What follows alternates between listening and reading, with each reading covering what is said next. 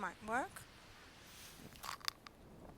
Hey guys, so I have been meaning to record a little video around how I start the new year, and I set up a really cute beach setup, and I was recording and the video didn't work. It somehow deleted itself. So my test video kind of exists. So yeah, then my phone died and I was existing with myself, and I tried not to like have a lot of battery on my phone because I'm gonna, you know, have like a zen moment. So I just realized now that the video is gone. So I will be telling you guys quickly how I start my new year. I really want to like exist with you guys at the beach. Like, it's just so cute. Maybe I can find a way to like sit outside. I don't know. Let's slowly come this way. Okay guys, I think I made it work. You're at my car door right now, and luckily I have my light because I was going to be here at night time as well, so I brought it. So I'm going to tell you guys a little bit about how I start my year.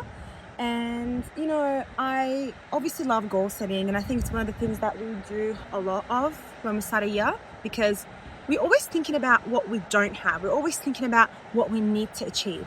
And goal setting is great, and as someone with OCPD, I am obsessed with setting extremely high goals for myself. But I have changed my mind. Like in the past few years, I would say it's less about what I want to achieve and more about what I want to keep. Because over the years, I learned that it's not about the achievements. Like you can always achieve something else. And I've achieved a lot of things that I was dreaming about. I think it's more about, you know, keeping your authentic self throughout the year is the best thing. And I think those achievements and those goals that we set is like an extension of our identity. And I try to really lock in on what my identity is and what I want to keep this year and what I want to keep doing and what I'm grateful for. And I feel like those goals sort of come by themselves. And the reason why this works for me is I am like literally a diagnosed perfectionist, and I'm not saying it in a good way, like, oh, I have really high standards. No, it's like I have such extreme, like stupid expectations of how well I need to do that I feel like nothing is enough. So when I see a goal or when I see something I need to achieve, all I'm thinking about is the distance between me and what that goal is. And it puts so much performance anxiety on me that I can't actually perform. So I've learned to just be calm and actually validate myself instead of constantly thinking about what I don't have. And if your brain doesn't work like this, you might need, oh, you need to lock in and you need to do this year. Like, you might need a different thing, but this is just what works for me. So I start off by thinking about what I'm grateful for, and it's not just what I'm grateful that I have, but also what I'm grateful that left this year. And I will always do it in my little calendar. I get the same calendar every year. Keep things predictable, if that makes sense, in a very chaotic life that I have.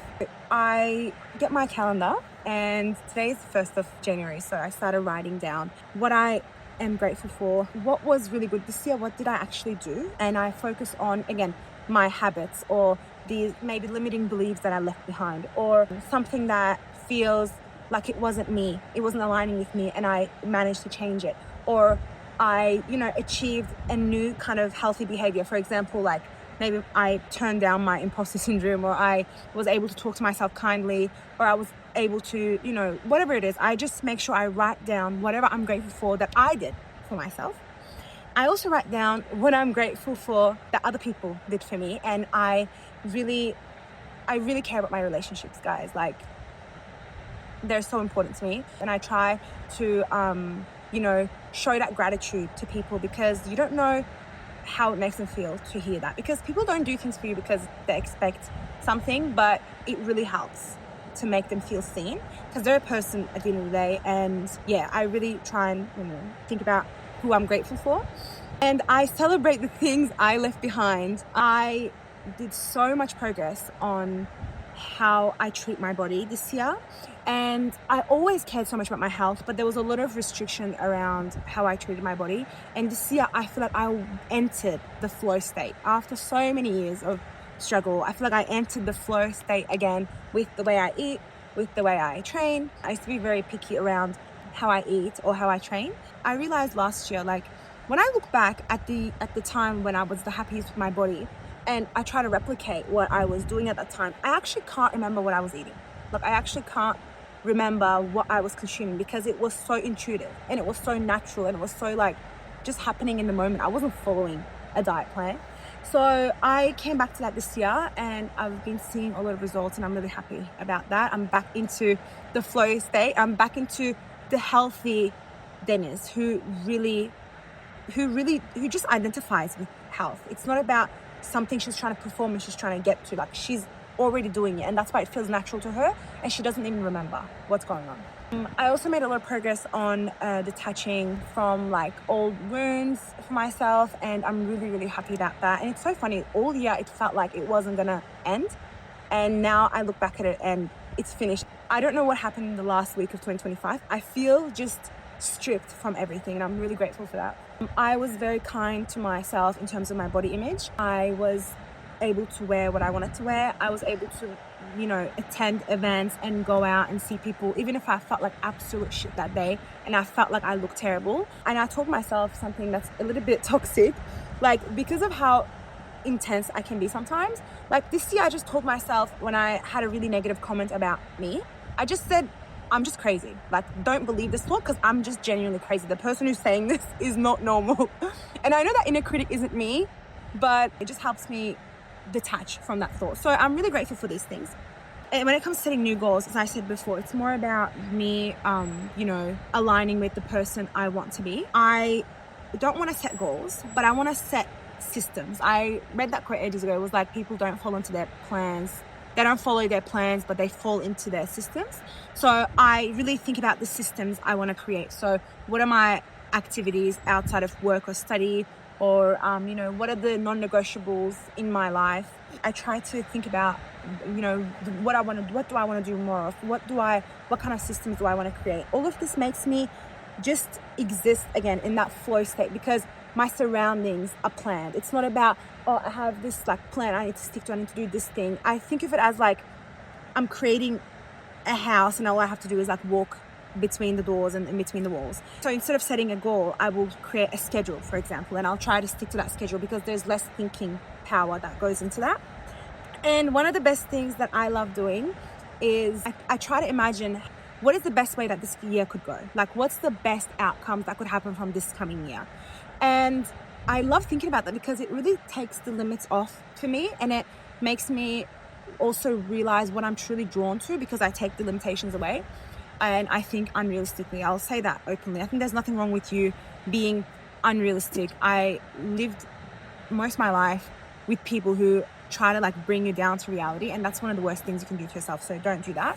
Just think about the way that things could be extremely like amazing, like more than you can even imagine.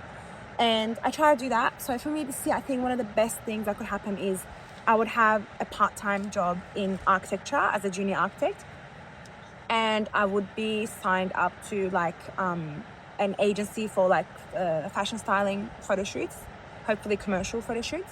And this is something that I realized I could have done ages ago, and I don't know why I never did this. I just always thought styling is not gonna make me enough money, and I had a lot of financial goals, so I was like, I'm not gonna choose this as a main career. But I could have just done that. I could have just, you know, put myself out there, because I've already had so much experience before. So those are the two things that could go really well for me. And if I got a job offer from overseas, that would be amazing. If I continue to dance, and if I got back into martial arts, that would be amazing. And the thing with like, for example, doing Muay Thai, which is what I used to do, doing Muay Thai and doing dancing, like if I do those, I don't have to think about training. Like I literally don't have to think about training, because there are things that I genuinely enjoy that I'm putting into my schedule, and it's done. Like I don't have to think about what I have to do. And I think that's the way I can keep up, you know, so many different hobbies or things in my life, because I just choose the things I enjoy. I don't have to think about showing up. I don't have to, you know, it can still be hard, but it's not like you hate it. Like right now I'm going to gym, and I'm doing dancing as well, but I'm going to the gym on the side because I don't go dancing enough for, you know, being the level of fit I want to be. And honestly, half the time it's just a drainer. So I want to put things back into my life that are very actionable. And when I say like, what is the best way that this year could go? It's like, yeah, if I keep going dancing, if I keep going Muay Thai, that would be the best outcome of the year.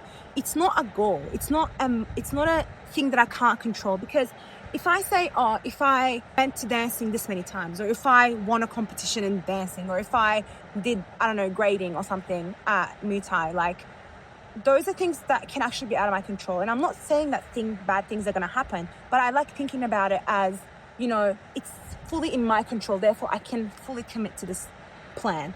Just keep going. Like, just keep going dancing and keep going Muay Thai. Like, that's literally all I have to think about. So I definitely love doing that. And if I kept my health, that would be one of the best outcomes ever.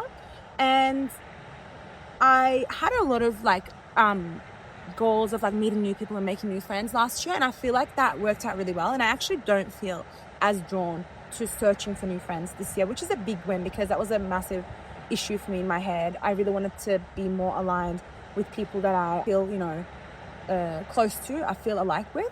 And obviously that problem is like resolved. Therefore, I'm not thinking about achieving that again. And if I didn't do this exercise, I wouldn't even realize that this was such a big goal that I actually achieved.